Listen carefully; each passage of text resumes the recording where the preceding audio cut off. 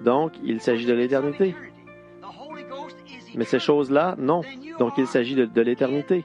Le Saint-Esprit est éternel. Alors, vous êtes dans l'éternité, là où vous avez toujours été, mais vous venez seulement de reconnaître ce qui s'est passé. Vous voyez, vous avez été fait dans un but éternel, parce que vous étiez la manifestation d'un attribut qui était en Dieu, qui a pensé à vous et vous a exprimé. Il a fait la terre pour vous en tirer et pour faire de vous un être humain. Et le péché est venu pervertir sa voie. Vous êtes venu quand même, mais vous étiez perdu avec le monde. Alors il est venu vous racheter, l'attribut exprimé, et il rachète aussi cette terre de la même manière. Ensuite, son plan continue à avancer. Voyez? Oh, alléluia!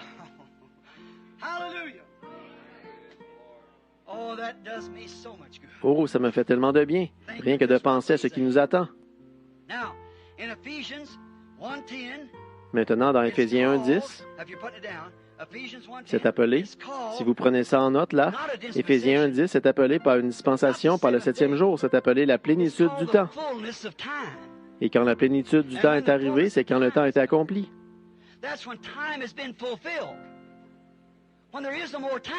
Quand il n'y a plus de temps, là, vous entrez dans l'éternité une fois le 7e âge de l'Église terminé. Et il l'est. L'âge de Luther est terminé, l'âge méthodiste est terminé, l'âge de la Pentecôte est terminé. Et maintenant, vous entrez dans quoi? L'éternité.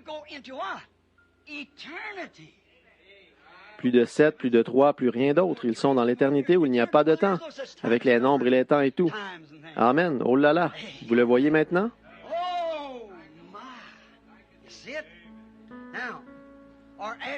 Ou après que le temps est accompli, tout le péché est parti. Enlevé dans le millénium au jugement du grand trône blanc. Un type par le Saint-Esprit.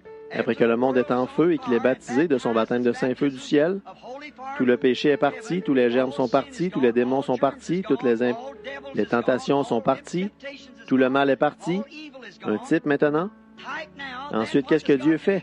Il peut siéger sur la terre, vous voyez, parce que tout le péché est parti.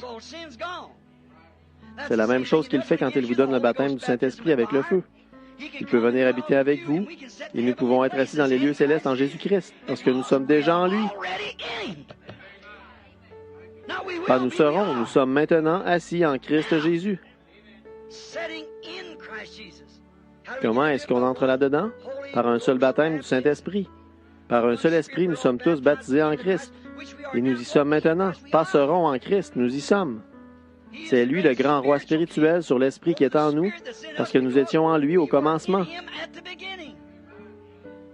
Vous voyez, Dieu, au commencement, quand il a pensé à vous et qu'il a pensé à d'autres comme ça, qu'il a pensé à devenir lui-même tangible, c'était ses pensées. Voyez? Alors, il a exprimé ses pensées par la parole. Il a dit qu'il y est. Qu'il y est. Et il y eut. Qu'il y est. Et il y eut. Ensuite, après un moment, il a continué à dire qu'il y est, jusqu'à ce qu'un jour les gens disent que Dieu ne parle pas. Il a dit, maintenant, je leur parlerai à travers un prophète. Voyez, dorénavant, je leur parlerai à travers un prophète. Et le prophète a dit, il viendra, il y aura, et ce fut, et ce fut. Et ce fut, et ce fut. Vous voyez exactement comme ça. Vous comprenez maintenant? La plénitude du temps est venue après que le temps a été accompli. Le péché est parti après le baptême du monde, après que le baptême du monde en ait fait un lieu propre. Pas de maladie, pas de germes, pas d'épines, pas de chardon, pas de mort, pas de chagrin, pas de cœur brisé, pas de vieillesse, rien qui représente la mort, rien de mal, tout comme il faut, rien de naturel, éternel. Alors son attribut est exprimé parce qu'il était là d'abord, au départ. C'est ça qu'il pensait. Ensuite, qu'est-ce qui est arrivé? Il a mis Adam et Ève ici sur la terre, et il a dit, maintenant multipliez et remplissez la terre. Leur corps était préparé là pour que vous mangiez, pour constituer votre corps. C'était sa manière de le faire.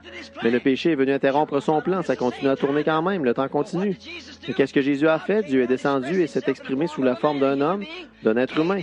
Il a donné sa vie au lieu de rester ici. C'était lui le roi. Seulement, il s'est donné pour racheter les autres. Vous saisissez? Et quand tout est terminé, alors c'est ramené tout droit et le but de Dieu est accompli. Voilà de nouveau le roi éternel avec ses sujets éternels exprimés dans la chair humaine, exactement comme il l'avait. Le péché est enlevé. Le diable est parti. Là, c'est complètement fini. Qu'est-ce qui le fera? Cette terre ne pourrait pas être un endroit où le ciel peut siéger maintenant. Regardez ça. Le péché, elle va devoir être purifiée. Aucun homme, personne,